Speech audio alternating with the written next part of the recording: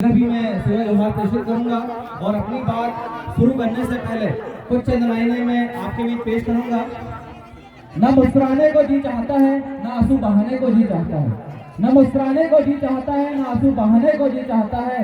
करूं तो क्या करूं तेरी याद में जयपाल सिंह मुंडा। बस तेरे संवैधानिक विषयों को जन जन तक पहुंचाने को जी चाहता है, जन जन तक पहुंचाने को जी चाहता है। साथियों, आज इस ग्राम की दरगढ़ा की पावन भूमि में आपने बाबा साहब भीमराव अंबेडकर की प्रतिमा का अनावरण किया। यह आपकी आशा का विषय है। किंतु साथियों, आज राज्य सरकार, केंद्र सरकार के माध्यम से अनुसूचित क्षेत्रों में पैसा एक्ट का चलन किया जा रहा है। आज आर्टिकल 13(2) के तहत राज्य सरकार, केंद्र सरकार कानून बनाकर अनुसूचित क्षेत्रों में उपबंधित करती है, किंतु आर्टिकल 13 इसकी इजाजत नहीं देता है। आर्टिकल 13 यह कहता है कि आदिवासी जो समुदाय है, आदिवासी जो कबीला है, आदिवासी जो परिवार है, वह रूढ़ी प्रथा से चलता है। आदिवासी समुदाय जो है वह रूढ़ी प्रथा से चलता है, जैसे भारतीय संविधान में विधि का बल दिया गया है। भारतीय संविधान में उसे विधि का बल दिया गया है, किंतु यहाँ की जो राज्य सरकार है, यहाँ की जो केंद्र सरकार है, लगातार आदिवासियों के ऊपर पैसा एक्ट जैसे समान कानून थोपने का काम करते हैं।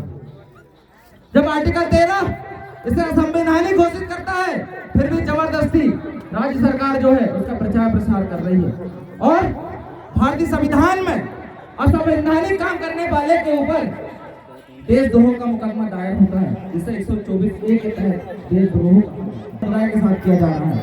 आज अभी बोल रहे थे कि हमें शिक्षा का अधिकार नहीं था, हमें बोलने की अभिव्यक्ति नहीं थी। मैं आपको बता दूं कि अनुसूचित क्षेत्र है।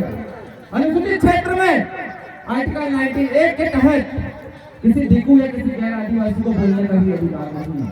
यह उपबंधित करता है कि जहां तक विद्वान विधि अधिरोपित होती है, वहां तक किसी गैर आदिवासी या किसी दिकू को बोलने का भी अधिकार नहीं है। पर आपने देखा है लगातार अनुसूचित क्षेत्रों में, आदिवासी कबीलों में लगातार गैर आदिवासी जाकर उनको अपनी बातें समझाते हैं, उनको संवैधानिक बातें बताते हैं। पर मैं आपसे पूछना चाहूंगा, इस संविधान की हम बात करते हैं, जिस संविधान की हम बात करते हैं, संविधान ने हमें बहुत कुछ दिया। पूरा देश संविधान से चलता है, ये बात कोई नहीं नकारेगा। पर आज इस बात को आपको समझना पड़ेगा कि संविधान में भी दो प्रकार की शासन व्यवस्था की है। एक शासन व्यवस्था केंद्र सरकार की और दूसरी शासन व्यवस्था है ग्राम सरकार की।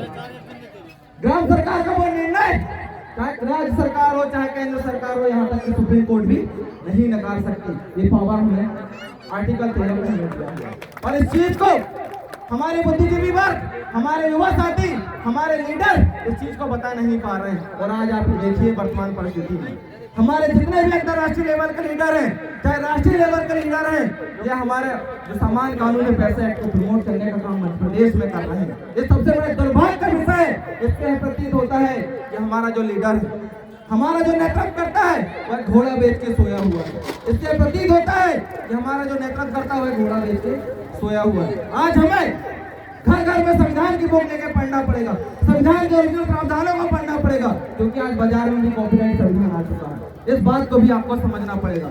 ओरिजिनल संविधान जब आप पढ़ोगे तो आपको अपनी ताकत का एहसास होगा, आपकी जिज्ञासा बढ़ेगी संविधान से और आपको बहुत सारी चीजें जो सीखने को मिलेगी।